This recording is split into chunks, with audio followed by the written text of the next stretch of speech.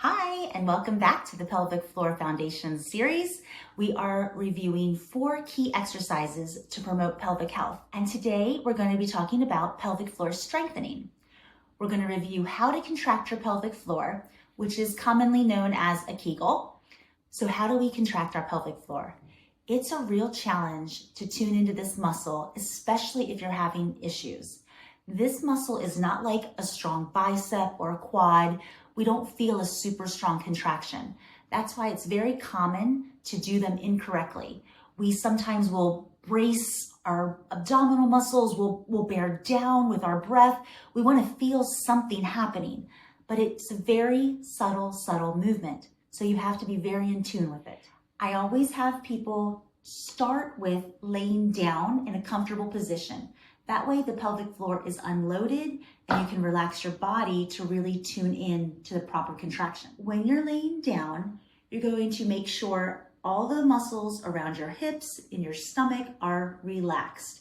If you saw part 1, you know how to take a nice, deep diaphragmatic breath. So you can always start by relaxing the body with a nice inhale and an exhale. So once you're relaxed, think about your pelvic area. If you try to imagine stopping yourself from passing gas and at the same time stopping the flow of pee, that is you tightening and contracting the pelvic floor muscle. It should feel very subtle. You shouldn't have any other muscles tensing up around you, and you should still be able to breathe while you're contracting. So let's go through the sequence together.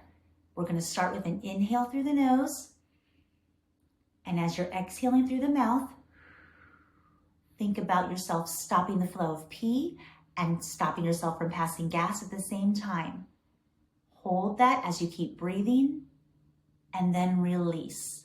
If you felt a subtle little tightening, lifting in the pelvic area, that should be it. If you felt a lot of bracing or tightness or you were holding your breath, we need to keep practicing that sequence. Inhale through the nose to prepare. Exhale. Tighten that pelvic floor like you're squeezing to stop the flow of pee and stopping yourself from passing gas. Keep breathing and then release it. Just like any other muscle, you want to actively contract it and actively relax it. Now, there are different variations for strengthening. In the beginning, you're just trying to tune into it and properly contract it. So laying down, holding for a count of 2 to 3, and then actively releasing it is a perfect way to start.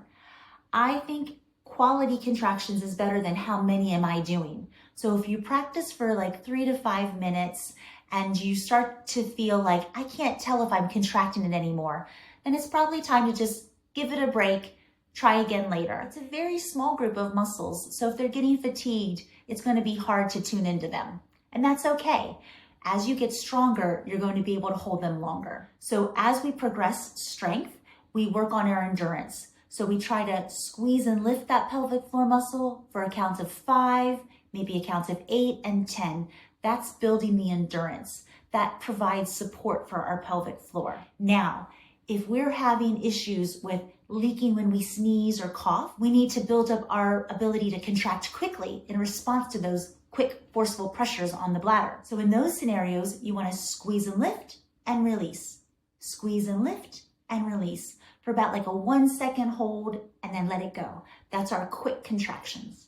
So we've got our endurance, our quick contractions. We also want to think about how does that pelvic floor work functionally during the day? When we come up from sitting or if we're standing and walking, we want to make sure that we're keeping that strength in that pelvic floor as well. So we can practice engaging the pelvic floor muscle and then coming up to a stand, trying to hold it through that motion.